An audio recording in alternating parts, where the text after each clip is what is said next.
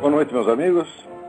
Estamos aqui de volta, como sempre, iniciando nosso programa, invocando a Santíssima Virgem Maria e o Santo Padre Pio de Pietrelcina, para que roguem a Deus que nenhuma injustiça se cometa neste programa. Aqui tem uma nota que me foi enviada pelo Francisco Javier. É uma pergunta muito interessante. Ele diz: no último artigo você abordou um tema que há algum tempo me intriga, a diplomacia americana. Apesar dos Estados Unidos serem a fonte da maior parte da riqueza que se distribui no mundo, afinal eles são os maiores consumidores do mundo e possuem uma balança comercial negativa espantosa, e apesar de terem sido os maiores financiadores das falidas economias europeias e asiáticas após a Segunda Guerra Mundial, não conseguem se livrar da imagem de malfeitores do mundo. A impressão que me passa é que o sistema presidencialista americano, que exige que um presidente ocupe o poder por no máximo 8 anos, não permite que as políticas voltadas para a diplomacia amadureçam. Equipes inteiras de governo são trocadas e vários erros acabam sendo cometidos até que os novos mandatários tomem clara ciência de todas as coisas que se passam no governo. E quando já estão experientes, são desalojados de seus postos por uma nova troca de governo. Ora, aí é verdade, Francisco, a democracia americana está em desvantagem em relação a outros regimes, onde os governantes permanecem no poder por mais tempo e podem, então, implementar planos estratégicos de longo e longuíssimo prazo. Nós sabemos que a União Soviética fazia planos para 50, 60 anos depois e chegava a realizar graças à estabilidade do Partido Comunista e dos seus comitês centrais, e sobretudo da KGB, que tinha até mais estabilidade do que o próprio Partido Comunista. Então, nesse sentido, há uma desvantagem estratégica formidável, mas eu creio que a maior parte do problema, a essência do problema nos Estados Unidos não é esse, não. A fraqueza da diplomacia americana, que é uma coisa que já se observa há pelo menos, no mínimo 20 anos, eu diria 30, é uma inibição geral de assumir a defesa do país em tons agressivos, proporcionais ao discurso dos inimigos.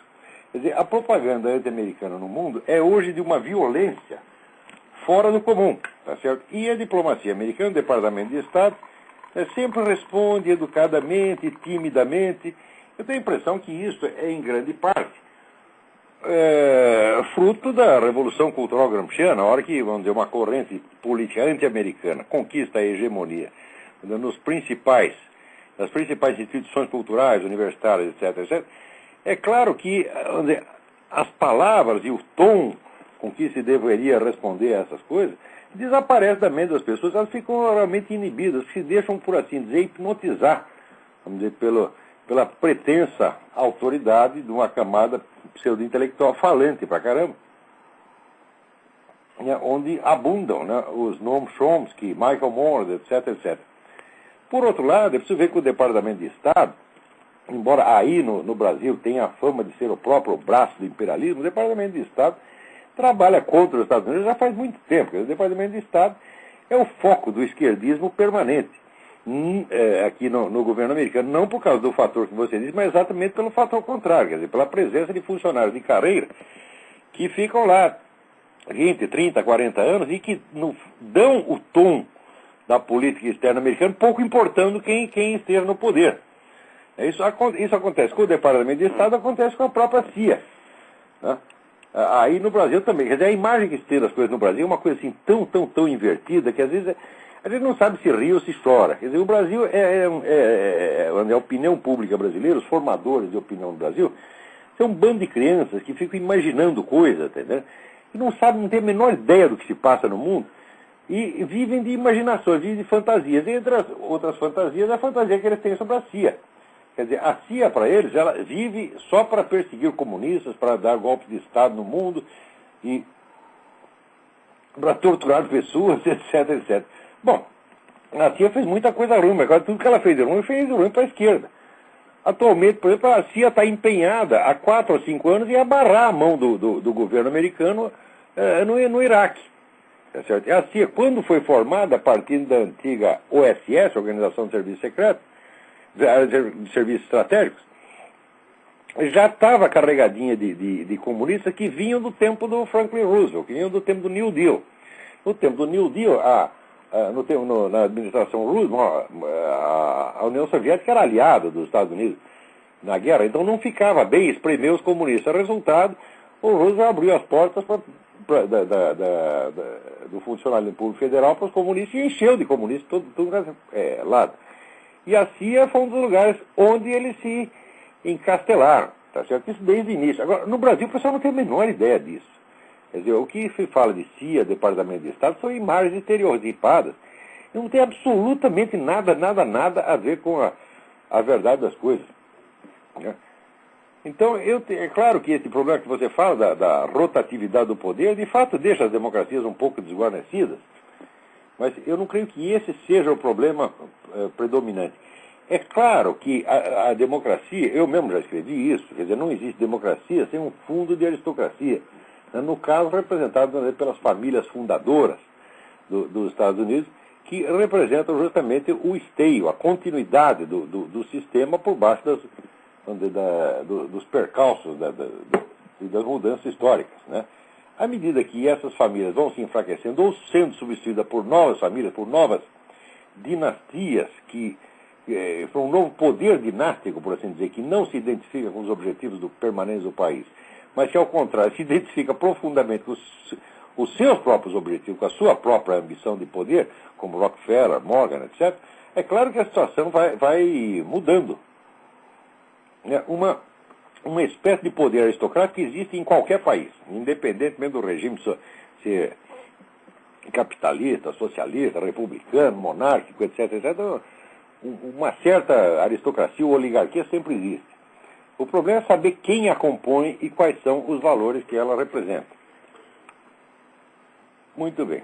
Mudando aqui de assunto, vocês devem ter ouvido falar, talvez tenha sido noticiado no Brasil, a nova proibição do fumo nos restaurantes, hotéis, bares e cafés da Holanda.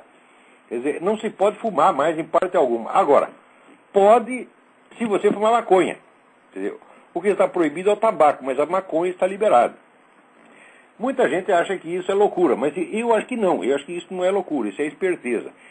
Eu sempre achei, e tenho motivos para achar, não vai dar tempo para expor aqui, que toda essa brutal campanha antitabagística mundial, vamos dizer, com todos os exageros e mentiras tremendas que espalha por toda parte, quer dizer, espalhando uma noção terrorífica, quer dizer, atemorizando, enchendo as pessoas de temor, quer dizer, você puxa um cigarro aqui, o sujeito a 50 metros começa a tossir e acha que vai morrer de câncer no dia seguinte.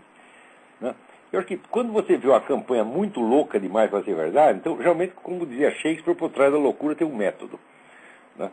Nós vemos que toda esta campanha antitabagística, ela cresce e ela se torna cada vez mais opressiva, exatamente na mesma medida que o comércio de drogas pesadas vai crescendo no mundo. Então, é quase impossível não ver uma relação entre coisa e outra. O que nós estamos assistindo é uma gigantesca reciclagem do vício humano. Né? Quer dizer, o vício menor, como o tabaco, o tabaco não enlouquece ninguém. Você já ouviu dizer que o sujeito fumou um maço de Hollywood, chegou em casa, ficou louco porque fumou Hollywood e matou a mulher? Nunca ouviu, né? Você nunca ouviu dizer que o sujeito estava fumando cigarro, ficou bêbado por causa do cigarro e meteu o caminhão no poste. Também não tem isso, né? Mas com maconha e cocaína, então essas coisas acontecem. Está diretamente ligado ao crime e a condutas antissociais. Né? Ao passo que o cigarro, ao contrário, sempre foi até um meio, né, de intercâmbio social. Então, a desproporção entre a suposta periculosidade do cigarro, a periculosidade efetiva dessas outras drogas é tão grande que você vê que um esforço grande para suprimir o tabaco, acompanhado, tá certo, de uma tolerância, uma leniência, uma conivência com o tráfico de drogas, não pode ser uma coincidência, nem pode ser estupidez. Aí nós temos que lembrar aquilo que dizia o famoso Joe McCarthy. Se fosse estupidez, a estupidez é justa, a estupidez erra para os dois lados. Quando era só para um lado, não é estupidez, tem uma esperteza por trás. Né? Curiosamente, ainda no mesmo sentido, nós vemos que muitas dessas organizações que promovem a campanha antitabagística em tudo quanto é lugar, são as mesmas que promovem a liberação das drogas. Então, que alguma ligação tem. Tá certo? E as pessoas que vão acreditando nessa propaganda antitabagista como se fosse uma verdade de evangelho, para mim são todos idiotas. Porque aqui nos Estados Unidos tem aquele negócio que mora 400 mil fumantes por ano. É verdade, mora 400 mil fumantes, só que mora na mesma idade dos outros. Né? Agora, todo mundo acredita que, né, ao fumante morre 5 anos antes, ou 6 anos antes. Isso absolutamente não é verdade. Os dados são da própria Organização Mundial da Saúde. Vocês dêem uma olhada no site www.forces.org e está lá, vamos dizer, as publicações oficiais da própria Organização Mundial da Saúde, que a Organização Mundial da Saúde não divulga, mantém só em publicações técnicas. Essa coisa, vamos dizer, essa macroadministração mundial, que vai crescendo dia a dia, quer dar palpite em tudo, se você pode fumar, se não pode fumar, né, o que você pode falar, o que não pode falar, se pode rezar, se não pode rezar, né, acaba de dar um passo gigantesco aqui nos Estados Unidos. Né. Com esta crise do setor imobiliário americano, né, o Federal Reserve está aqui propondo, né, mudanças da legislação financeira que vão fazer dele uma espécie de quarto poder. Ele vai ser mais poderoso do que o governo federal. Isso é realmente uma coisa muitíssimo perigosa, porque nós vemos que esse Federal Reserve esteve por trás, está cheio de muitas crises que já aconteceram. De certo modo, ele produz a crise, como se diz no Brasil, produz a dificuldade para vender facilidade. Né? E eu acho que eles operam muito nessa base aqui. E se esse pessoal cair nessa coisa, cair nessa proposta, nós vamos estar correndo o risco de ver realmente um fim da democracia americana. Tá certo? Não vai ser um fim estrondoso que todo mundo vai perceber, vai ser uma morte lenta, discreta, sorrateira, né? Que é como se costuma fazer as coisas, exatamente como se fez na Inglaterra, quando, vamos dizer, inúmeros instrumentos ali de segurança nacional da Inglaterra foram passados para órgãos da comunidade europeia, sem que o povo inglês nem mesmo soubesse. Isso é feito assim por medida administrativa. Ninguém propõe plebiscito, mudança da Constituição que chama a atenção. Então a técnica legislativa hoje é essa, é passar tudo para as comissões técnicas, elas fazem o que querem, mudam o sistema de governo e vocês nem mesmo percebem. No Brasil está acontecendo exatamente isso agora, né? Vocês viram com agora a Polícia Federal no Brasil entra lá na reserva Raposa do Sol para expulsar todo mundo que não é índio. Como se tivesse alguém que não é índio lá. Você olha a cara dos fulanos, é tudo índio, só que uns são índios oficiais e outros são índios extraoficiais. O índio extraoficial está lá plantando, né? Plantando milho, plantando banana, etc, etc, e agora tem que sair para fora para ficar só os índios oficiais, com tribos às vezes que nem existiam, que foram inventadas por ONGs, né? E para essas tribos poderem lá fazer os negócios com esses poderes globalistas, com ONU, etc, etc, né? Criando um enclave dentro do território nacional, onde o governo brasileiro não vai dar palpite, onde o cidadão brasileiro não pode entrar e onde nem o exército brasileiro pode entrar. E isso está acontecendo. Olha, há mais de 10 anos eu digo para os meus alunos, todos eles são provas. A frase é a seguinte: vocês querem saber o que é entreguismo? Espere o PT chegar ao poder. Eu dizia isso 10 anos antes do PT chegar ao poder, porque eu estudei as conexões entre a esquerda latino-americana e esses poderes globalistas. E eu sei que é tudo a mesma coisa. Um trabalha para o outro trabalha para um. Tá certo? Se não existisse, vamos dizer, todas essas forças globalistas financiando a esquerda latino-americana, ela nem existiria. Então, falava do imperialismo americano, vocês vão ver o que é bom para tosse agora. Vocês vão ver o que é imperialismo. Tem alguém na linha? Alô? Alô, Olavo? Eu? Oi, aqui é o Davi Carvalho de Belo Horizonte. Davi Carvalho, tudo bem? Tudo bem. Eu tenho duas perguntas. Uma é relacionada à democracia. Tá? É o seguinte, eu li o livro do desertor russo Yuri Alexandrovich Bezmenov, que chama Love Letter to America, e lá ele diz que, na verdade não é nada de novo, vem desde o Sun Tzu, que a sociedade que você quer dominar, ela tem que estar aberta à sua propaganda, certo? E que se ela estiver importando propaganda sem parar, se ela estiver aberta à sua propaganda e também se você puder financiar movimentos contrários à própria sociedade dentro dela, que você pode derrubá-la eventualmente. Eu queria saber qual que é a viabilidade da democracia neste caso. E a minha segunda pergunta... Eu vou responder essa primeiro, depois você faz a outra. Sim. Democracia, a continuidade da democracia só é viável se houver um combate sem tréguas contra toda a penetração ideológica que pretenda destruí-la. Você tratar a ideologia do inimigo, o inimigo declarado, a ideologia do inimigo declarado, que quer destruir a sua sociedade, você tratá-la como se fosse uma ideia decente que tem todo o direito de ser disseminada na sociedade, é loucura. É loucura, isso é a mesma coisa que você permitir que um sujeito entre na sua casa, tá certo? Para dizer que você deve ser assassinado, que você não tem o direito de viver. Ora, nenhum país tem que aceitar esse tipo de gente e a democracia também não tem que aceitar, tá certo? Agora, o que tem que fazer é o seguinte, como existe a liberdade de opinião, a gente respeita a liberdade de opinião, mas tem que devolver, tá certo, a propaganda do sujeito centuplicada. Quer dizer, cada palavra que um filho da puta desse diga, você tem que responder com outra 100, mostrando todos os crimes do camarada. E se ele abusar muito, passar muito do limite, como passou esse reverendo Jeremiah Wright, você tem que processar o nego e meter na cadeia. Porque você não pode entrar num país e pregar a derrubada do regime vigente que ninguém pode fazer, porra. Agora, aqui pagam para as pessoas fazer. Só uma coisa, e outra coisa que parece que então a sociedade fechada, tem a sociedade aberta e a sociedade fechada. Se o seu inimigo é a sociedade fechada, parece que você sempre estará em desvantagem, porque a propaganda dele chega e a sua não chega lá. O que você acha disso?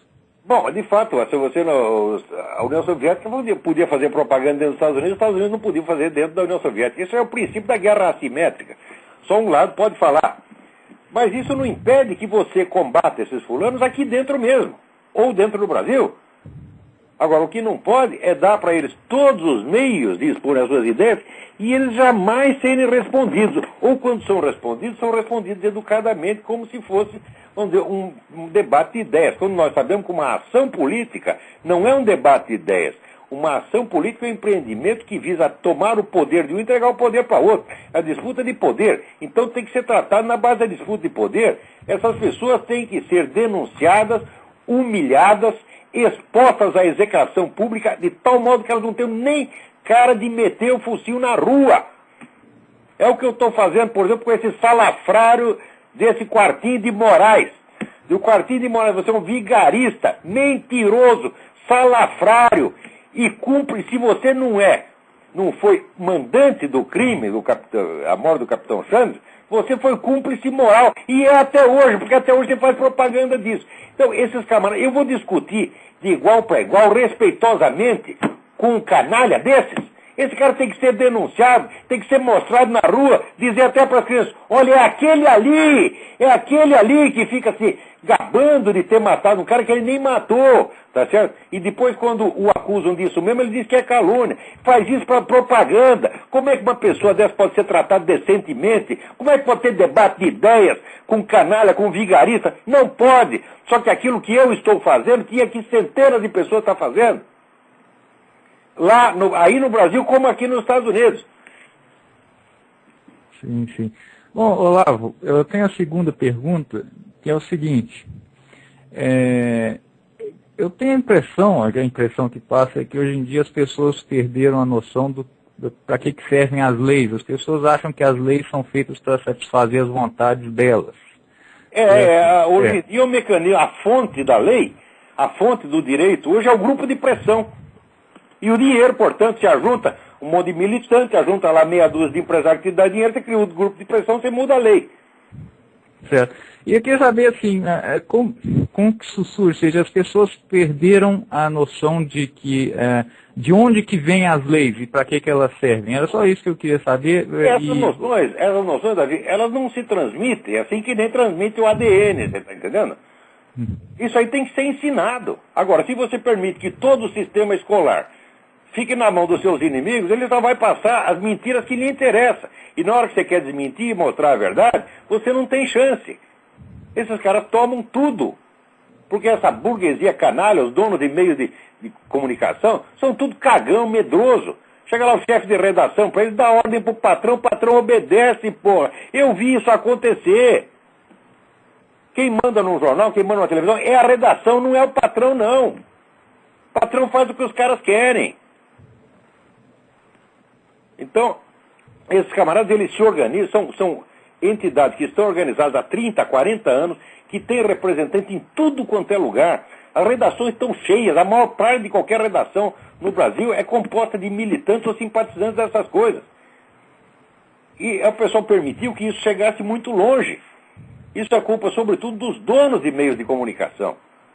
E culpa também dos empresários de educação, que enchem suas escolas particulares de professores comunistas. Agora, o governo vai começar a fechar a escola particular. Culpa de quem? Dos próprios donos. Você vê aquele sistema COC de ensino que estava lá ensinando comunismo para as crianças, a hora que a gente denuncia isso, em vez do dono da instituição nos agradecer, o que ele faz? Processou o site Escola Sem Partido. Olha que canalha, como é que faz uma coisa dessa? Quer dizer, nós estamos mostrando para você, olha, esses comunistas traíram a sua confiança, entraram dentro da sua escola para dizer que empresário é criminoso, que empresário é ladrão, para dizer que você é ladrão. Quer dizer, o cara está te dando uma facada nas costas, a gente vai te avisar, você fica bravo com o quê? Com o carteiro.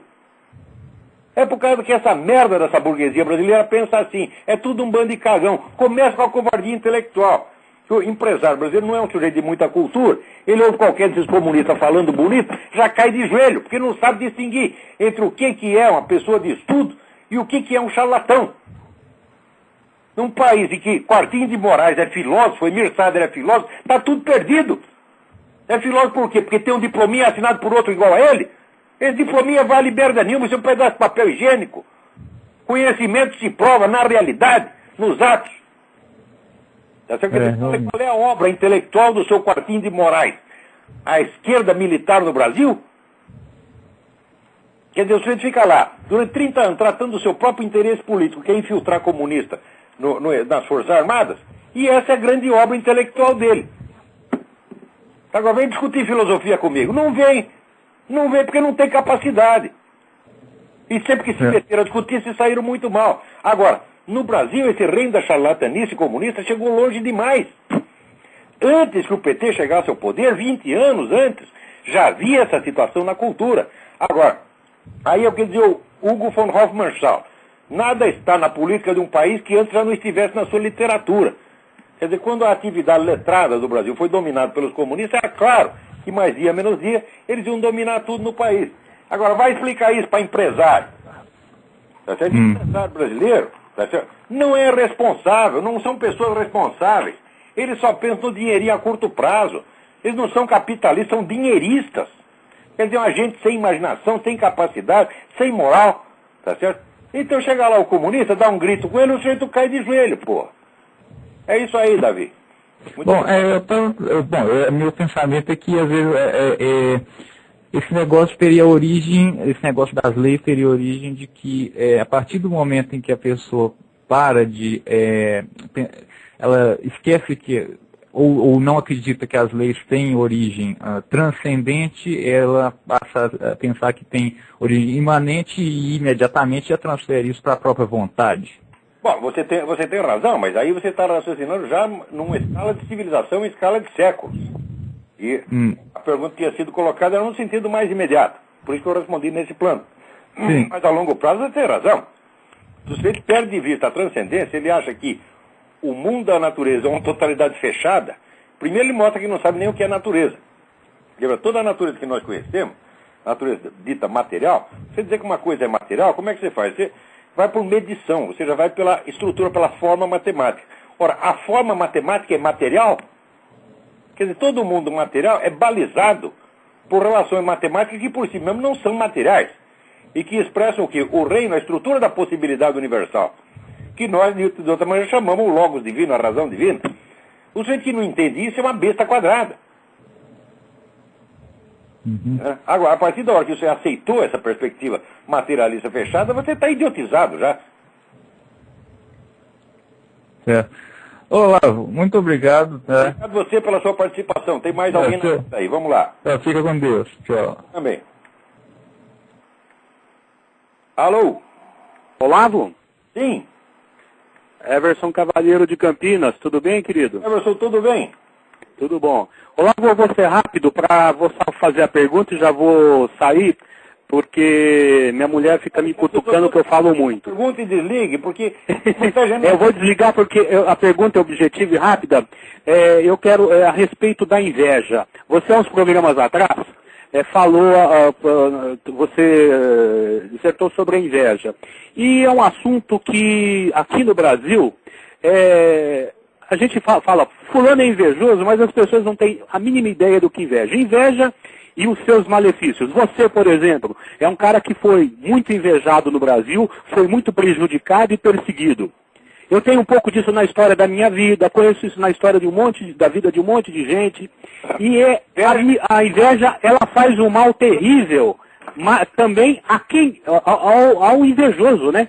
Porque ele passa a ser um reflexo daquilo que ele não consegue fazer e fica impotente em executar alguma coisa e fica minando, puxando o tapete dos outros, com fofoca, com armadilhas. Acho que não existe pessoa mais vítima da inveja do que você no cenário jornalístico brasileiro. E eu acho que eu sou campeão desse negócio, sim. É verdade. E eu vou desligar, porque, como te disse, a doutora aqui já falou que eu tô muito apaixonado, eu te ligo toda semana, hein? Vai pegar mal. Eu falei, você conversa mais com o Olavo do que comigo, pô. Eu falei, não, meu bem, hoje eu só vou fazer uma perguntinha e vou deixar no ar para dar espaço para outras pessoas também fazerem perguntas, porque essa hora sua tá muito curta. Eu só queria te dizer o seguinte... Não, mulher, ele te ama. Querido, então a pergunta é essa, eu gostaria muito de ouvir a respeito da inveja. Sim, eu escrevi... Um abraço. Obrigado pela pergunta. Eu escrevi um abraço, tchau. Sobre inveja, escrevi um artigo chamado Dialética da Inveja.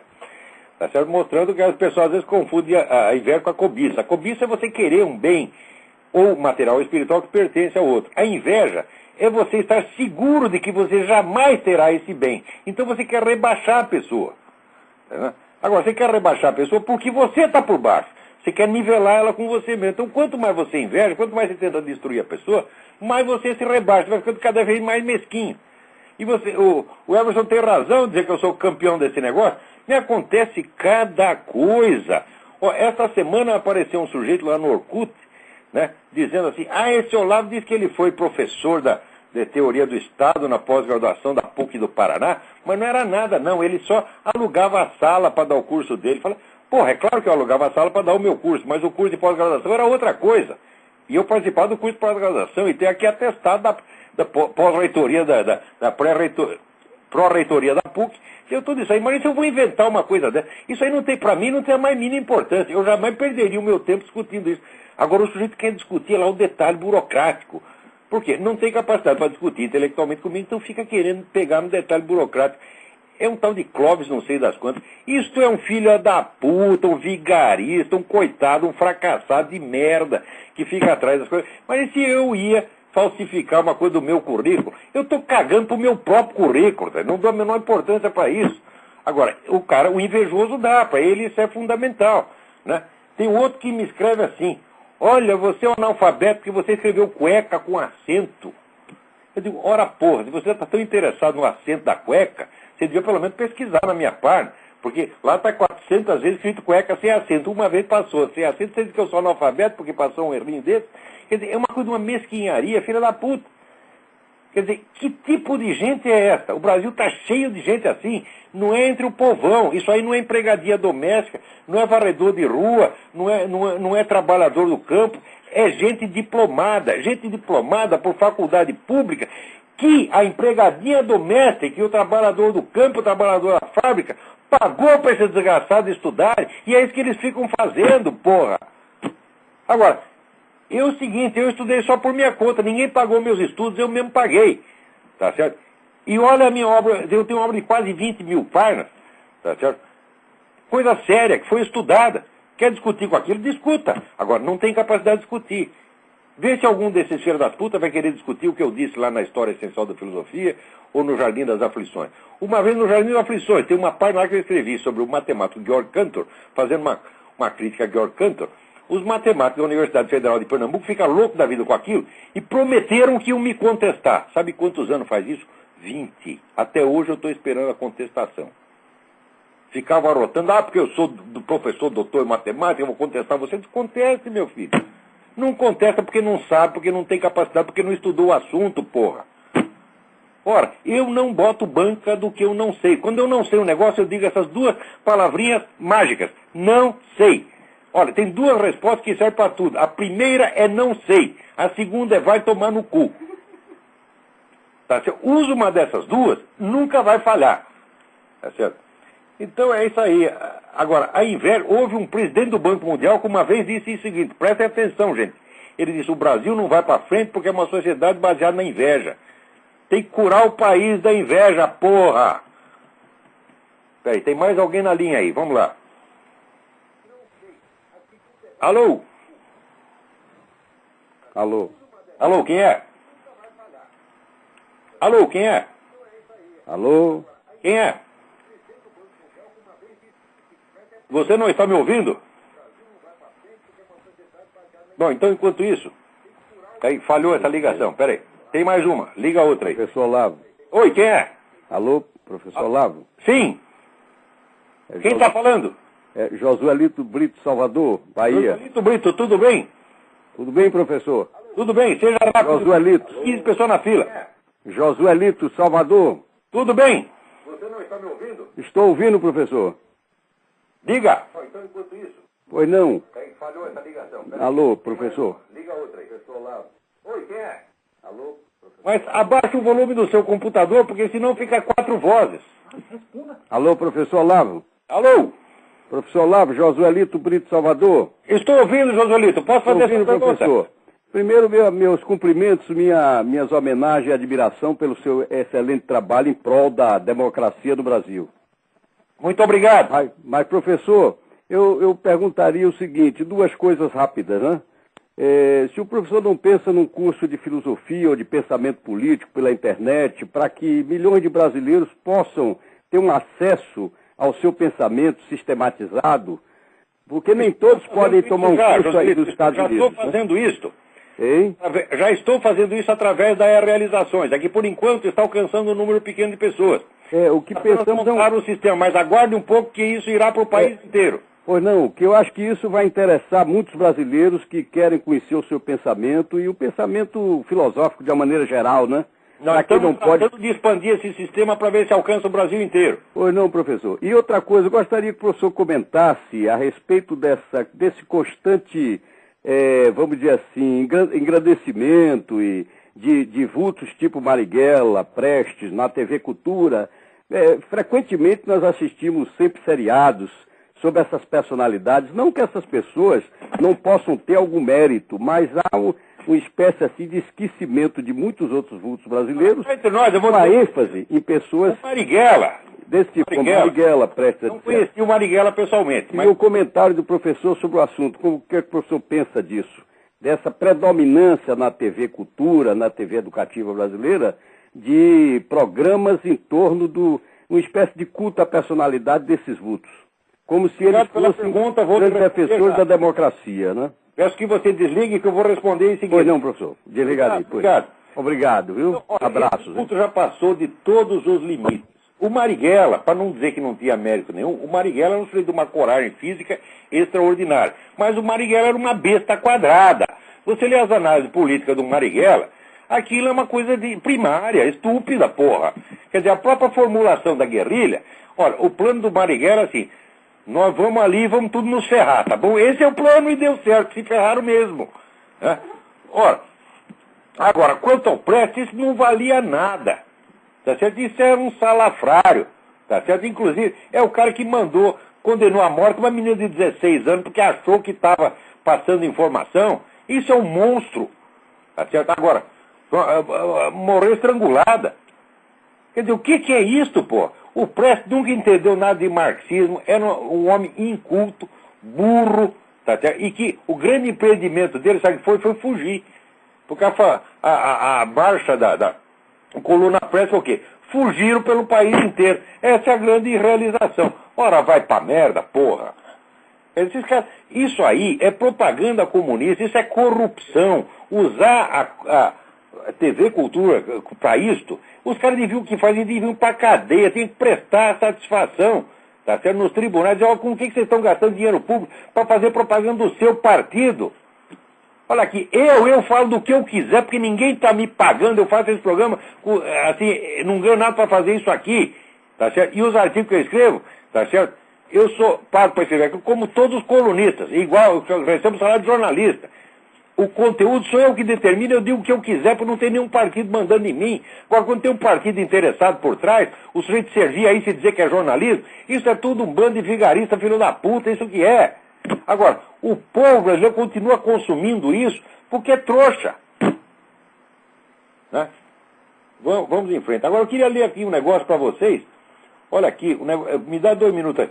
O sujeito é extraordinário da professor Indrek Wichmann, da Universidade de Michigan.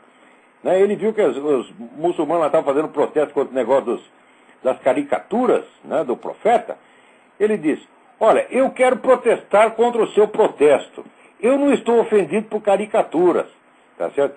Eu estou ofendido por coisas mais mundanas, como decapitação de civis, ataques covardes a edifícios públicos, ataques covardes a civis israelitas e a sinagogas no mundo inteiro. Eu estou ofendido por homens-bombas. Eu estou ofendido por assassinatos de padres católicos, pela queima de igrejas cristãs e pela contínua perseguição dos cristãos coptas no Egito, pela imposição da lei da Sharia aos não-muçulmanos, pelos estupros de garotas e mulheres escandinavas, tá certo? Pelo assassinato do diretor do filme na Holanda, e assim por diante. É isso que realmente ofende. Os caras podem fazer tudo isso e o outro não pode fazer uma caricatura. Ora, o professor Wichmann está montado na razão. Agora, imediatamente o pessoal se juntou para aqui, para pedir um castigo, que ele tem que pedir desculpa. Professor Wichmann, não peça desculpa nada. Fale pior. Fale pior. Porque não é questão de desrespeitar a religião dos caras, não. Eles que desrespeitam sua própria religião quando fazem isso, esses caras não valem o que comem. Tá certo? Vem dizer que tá fazendo isso por motivo religioso. Religioso, uma pinóia. Vocês são tudo um bando de assassinos, filha da puta. Tá certo? E presunçosos. Tá certo? Que entram dentro do país, do outro país cristão, vocês desrespeitam a religião local, mas quer que a sua seja respeitada. Se quer ser respeitado, respeite a do outro. Ora. Peraí, tem alguém na... Alô? Alô, quem é? Oi, Olavo, é Alex. Oi, Alex, tudo bem? Era sobre isso que eu queria falar com o senhor. O senhor chegou a ver o Fitna, esse documentário que já fizeram terrorismo na internet para tirar? Qual que é? O Fitna, que foi... Não vi, me falaram, mas eu não vi, não. Então, foi criado por um deputado holandês e... não os Estados Unidos, né? A Network Solutions, que é uma empresa americana, pisou na bola. Ela tirou do ar, alegando que isso fere o free speech, porque é um negócio radical. Olha, você não pode falar mal de muçulmano e comunista. Agora, se você é cristão, os caras podem fazer tudo. No Brasil está aí agora uma peça, tá certo? Fazendo gozação com a Eucaristia. Tá certo? Eu, por mim, se eu estivesse lá, encher a cara desse filho da puta, do diretor, de porrada. Ou pelo mínimo, se o cara fosse fortão, não conseguisse bater nele, pelo menos ele cuspia no olho. Tá certo? Porque esses caras não merecem respeito. Agora, se você vai falar dele, você faz uma piadinha, né? Hoje a minha mulher estava contando que ela viu em Richmond um sujeito, um homem de 2 metros, parecia o Schwarzenegger, vestido com a sainha cor-de-rosa. Ela deu a descrição, era um negócio impressionante. Daí eu falei, pô, mas esse já nem é viado mais, esse é alce. Se eu falasse isso no Brasil, ia dar um processo. Né? Agora, de Jesus Cristo, Nossa Senhora, da religião dos outros, pode falar o que quiser. Quer dizer, não pode falar mal de comunista, de gay, de muçulmano. Agora, de cristão, pode falar da Virgem Maria, pode falar dos santos da Igreja Católica, pode falar o que quiser. O que é isso, porra? Nós que somos cristãos, vamos tomar vergonha na cara, tá certo? E parar de discutir educadamente com essa gente. Não tem que ser educado, não. Isso aí é o que a igreja chama respeito humano. Eu quero que o respeito humano vá pra merda. Eu jamais vou colocar, tá certo, o respeito por um ser humano acima do respeito pelo próprio Evangelho, por nosso Senhor Jesus Cristo, pela Virgem Maria. Nunca vou fazer isso, se Deus quiser. Deus que me proteja para eu não fazer isso jamais. Mesmo que seja o meu pai, minha mãe, minha avó, minha tia, meu irmão. Tá certo? O que é isso? Baixar a cabeça perante o ser humano? Arrogante, besta? Você vai humilhar nosso Senhor Jesus Cristo, você vai crucificá-lo de novo? Eu posso ter todos os pecados do mundo, eu sou um filho da puta, não valho nada, mas isso eu não vou fazer. Agora, está cheio de bispo, cardeal e pastor protestante fazendo isso. Né? E os rabinos, os judeus também, estão tudo vendido. Aqui, quer ver? Agora fiquei sabendo. Aqui, em segredo, o primeiro-ministro Olmert está lá discutindo para dividir, né, Jerusalém com os palestinos. Ele dizia que não, mas ele está lá, né, em segredo, está lá. Quanto é que está levando aí o Olmert? Ele está cheio de filha da puta, olha, na igreja católica, nos judeus, tá cheio de traidor para tudo quanto é lado. Que merda é essa, porra? O que está havendo com a humanidade? Pô, todo mundo perdeu a vergonha? Eu pensava antigamente que o mais sem vergonha era eu, o mais filha da puta era eu. Eu, quando era moleque, todo mundo que falava mal de mim, eu acreditava. Qualquer coisa que falasse mal de mim, eu acreditava. Hoje eu começo a achar, porra, eu não sou tão ruim assim, porque eu vejo tanta coisa que eu jamais faria. Agora aqui, aproveitar e fazer uma homenagem. Morreu o fotojornalista cambojano Dit Pran, que foi o sujeito que divulgou a existência dos campos da morte no Camboja, coisa que ninguém queria falar. E o sujeito conseguiu colocar isso, sabe onde? No próprio New York Times. Depois ele virou filme, fizeram, né, o filme Os Campos da Morte. Né? Então fica aí a nossa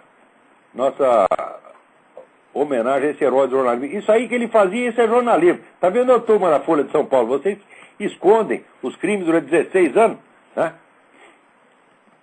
Agora todo mundo escondendo, todo mundo querendo ser espertinho, agir escondido, esse é o método lá fazendo negócio embaixo do pano, né? A imprensa escondendo as notícias. Quanta putaria neste mundo, meu Deus do céu.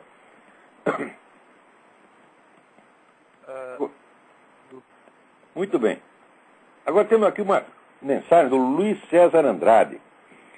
Mensagem muito interessante. Não sei se estarei em condição de respondê-la como ela mereceria, mas aqui. O senhor menciona muito o Mário Ferreira dos Santos. Já ouviu o senhor falar um pouco sobre a teoria das tensões? Bem, dessa teoria, nada para nós é tão explícito, ao que parece ser para o senhor. No mais, para o pouco que eu li do saudoso Mário, principalmente em sua filosofia e história da cultura, as tensões são mencionadas em diversas nuances sociais, morais e axiológicas nos tomos 1 e 2 principalmente. O senhor poderia ilustrar melhor para nós o que realmente consiste a teoria das tensões no seu programa de segunda-feira? Bom, falar 5 minutos sobre isso também é porque você não fala nada, mas o projeto filosófico do Mário, ele tem 2 etapas. Quer dizer, o primeiro é a criação do que ele chama a matésis ou a metalinguagem de todas as ciências. Quer dizer, você equacionar, não dizer, o conjunto do conhecimento numa linguagem inspirada nas leis na verdade, nas leis da aritmética elementar, no simbolismo dos números, nas categorias pitagóricas. Apreendendo, vamos dizer, por trás de todos os seres, o que ele chama a sua lei de proporcionalidade intrínseca, quer dizer, a equação matemática que expressa a forma integral de cada ser. Porém, feito isso, a visão que você obtém fica reduzida a um esquema matemático. Em seguida, você tem que colocar o dinamismo e o funcionamento de volta no esquema. E essas são justamente as tensões. Quer dizer, a lei de proporcionalidade intrínseca que compõe o ser não é um esquema, vamos dizer, estático. Ele é como se fosse um algoritmo, um módulo de transformações. E essas transformações se dão através do que o Mário chama as tensões. Tá certo? Então, cada ente tem a sua forma, essa forma idealmente pode ser expressada em termos matemáticos, mas essa forma não é uma forma, vamos dizer, estática. A forma é permanente, mas ela se realiza através de uma sequência de mutações. Ou seja, a fórmula não é a forma de uma repetição, é a forma de uma sequência de mutações possíveis. Tá certo? E essas mutações se operam exatamente por causa dos elementos de contradição interna e de tensão, portanto, que existe dentro de cada ente. O Mário Ferreira dos Santos, que me perdoe por ter resumido o negócio tão brutalmente. Né? E vamos em frente. Tem mais alguém aí esperando? Tá muito bem. Então vamos partir para outra. Ah, olha aqui. Isso aqui. A gente fala da sem vergonha dos caras, mas não há limite, eles se superam. Olha aqui. Né?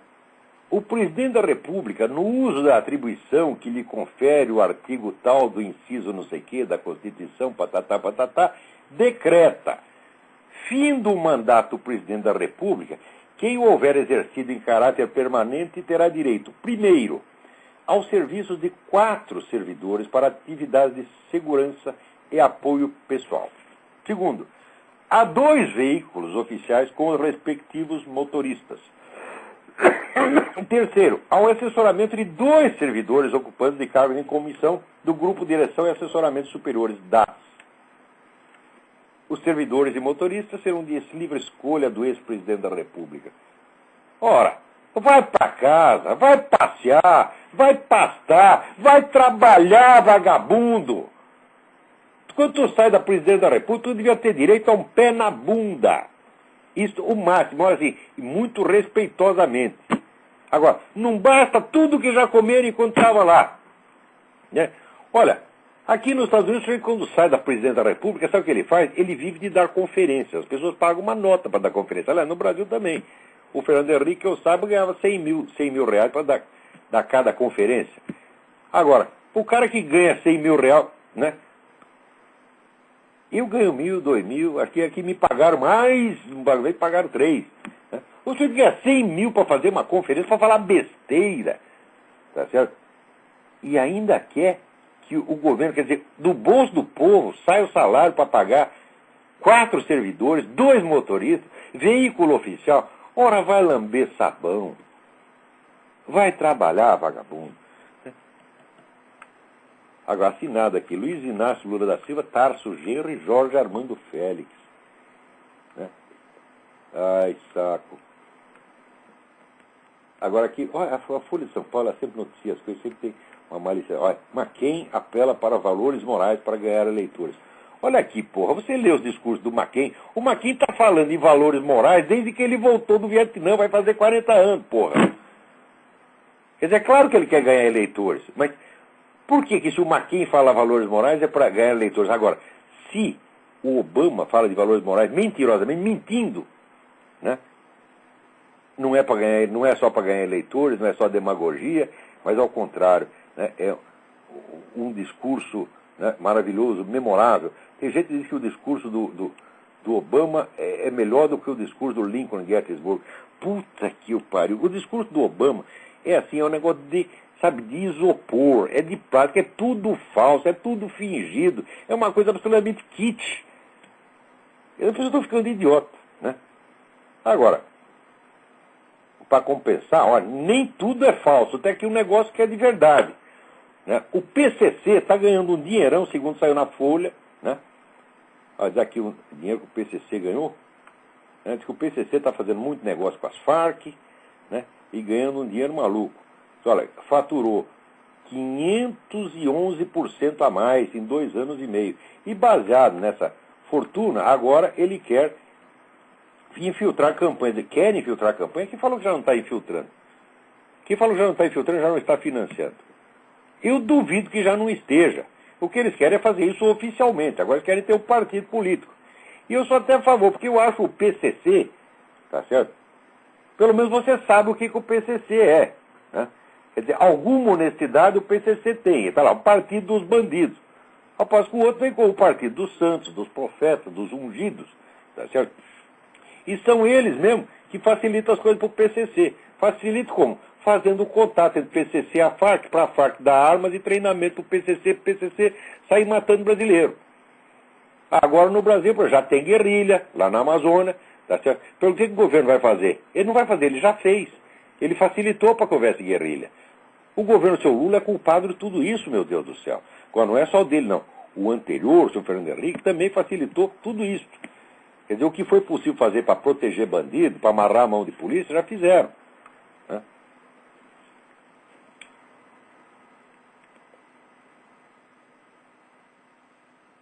Mas olha aí, 511% a mais. Pô, eu vou comprar ações do PCC. Né?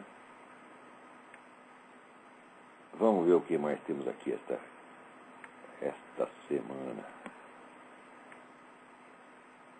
Olha aqui. Programa de debate na Globo, né?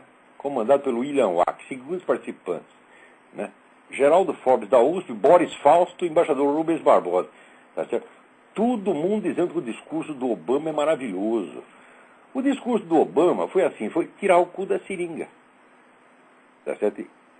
Ele havia mentido, ele disse que não sabia da pregação anti-americana feita pelo pastor Jeremiah Wright, daí se provou que ele sabia, e daí ele fez um discurso, vamos dizer, para disfarçar. É isso que os caras dizem que é um grande discurso. Eu falo, o que é isso, porra?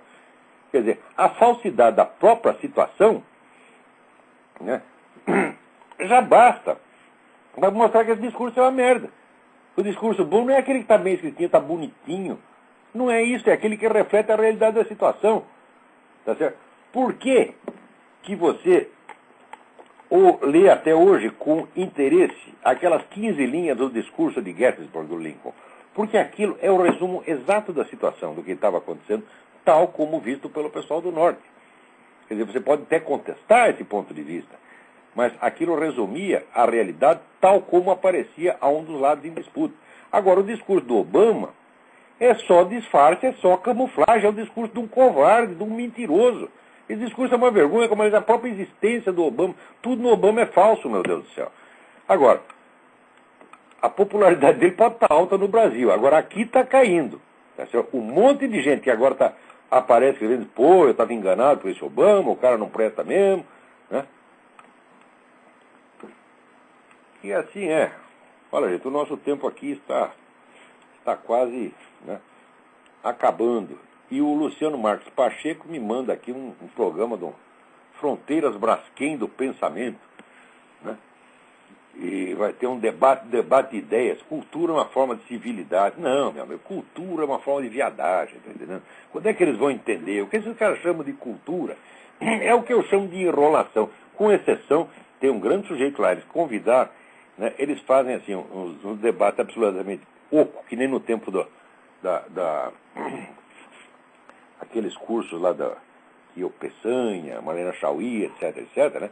E chamava no meio um ou dois estrangeiros que nem sabia o resto que estava sendo falado lá, e esse cara fazia uma conferência memorável, então, né, disfarçava, camuflava. Agora chamaram o Bernardo Henri Lévy, né? Então o Bernardo Henri Lévy certamente vai falar alguma coisa interessante, né? Agora, o Luciano Pacheco diz, essa gente ainda não entendeu que o debate de ideias e cultura sem o lado de Carvalho não existe. Fala, ó, existe sim, é melhor que exista sem mim. O que tu tem contra mim? O que tu tem contra mim, o Luciano, que você quer me meter no meio desses caras? Eu lá não vou não, porra. Tá entendendo? Eu vou sofrer, eu vou lá para ouvir besteira. Esse cara consegue falar mais besteira por minuto do que eu conseguiria contestar em meses. Né? Você viu o negócio do Peçanha. Eu fui lá, ouvi o Peçanha falar meia hora, saiu um livro inteiro. Quer dizer, tinha tanta besteira compactada ali que para descompactar precisa um livro inteiro. Esses caras são invencíveis, pô. Né? A mentira é uma coisa fácil. Por exemplo, você chega para o jeito e fala, olha, fulaninho é viado. Você falou 3 palavras. Né? Basta o fulaninho dizer eu não sou, se ele dizer não sou, é que todo mundo diz, ele é mesmo. Você está entendendo? Então o fulaninho vai ter que explicar, e quanto mais explicar, mais vai melar. No fim, quanto mais ele, vamos dizer, quanto mais explicação ele der, vai piorar. Então é o seguinte, a mentira tem uma espécie de privilégio persuasivo. A mentira é mais fácil. A verdade só obtém quem quer. Agora, a mentira não. A mentira entra sozinha, tá vendo? Agora, olha aqui. Eu estou vendo aqui uma mensagem que circulou entre pessoal militar, né? Que está preocupado com essa coisa da guerrilha, né?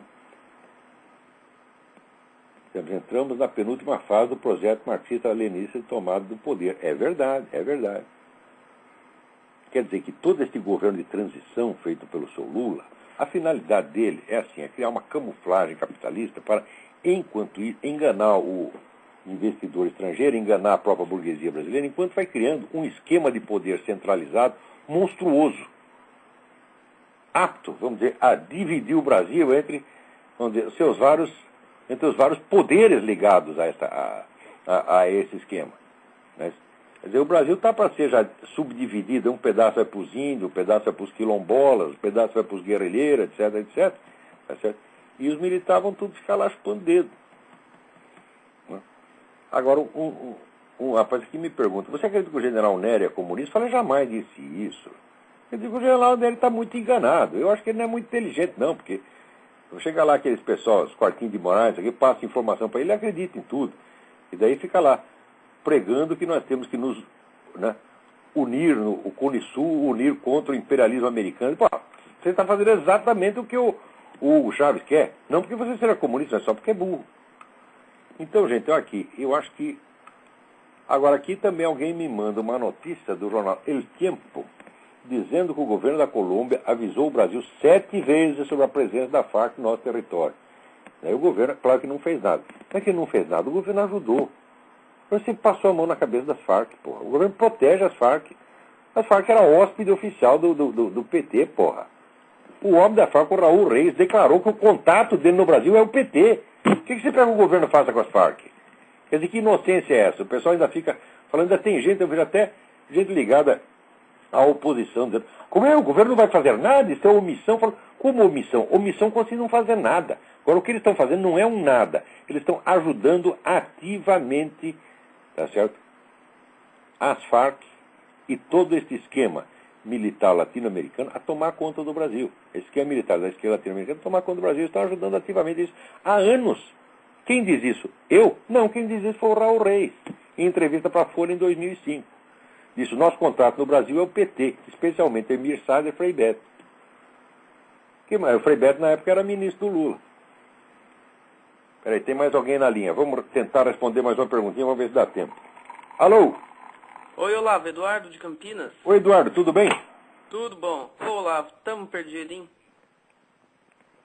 Parece que sim. Então, Olavo, você foi militante também do comunismo? Fui durante muito pouco tempo, né, que era na ala, não era do Partido Comunista, era na ala do Marighella. Na época eles estavam preparando o negócio de guerrilha, eu não cheguei a participar de guerrilha, não. Isso aí foi entre 65 e 67, mais ou menos, tá certo? Eu era peixe pequeno, era um militantezinho de merda, tarefeiro, como eles dizem. Esses caras que saem para entregar jornal, dar recada, né? É porque eu li no seu debate com o Alaor Café. E aí ficou confuso. Não, eu estava lá, eu fui militante dessa merda, assim. Pois é, Olavo, então somos dois.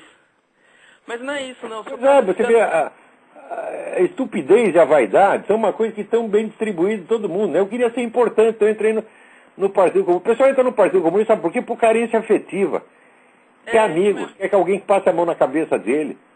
Quer sentir que é igual aos outros. Porque no Brasil todo mundo é complexado. Cada um sente que ele é um monstro, que ele é um cara feio, disforme, fracassado. Então ele quer entrar num negócio para se sentir igual aos outros. Pelo menos para sentir que está no meio do bando de fracassado como ele. É isso mesmo. Olavo, era isso então. Então é isso. Então, você. Quando eu falo mal desses caras, não estou falando de cima, não. Estou falando contra mim mesmo. Meu passado me condena, como dizia o Nelson Rodrigues. Tá bom. Abraço. Então tá bom, olha. Fica com Deus. Boa semana para todos. Até a semana que vem. Muito obrigado.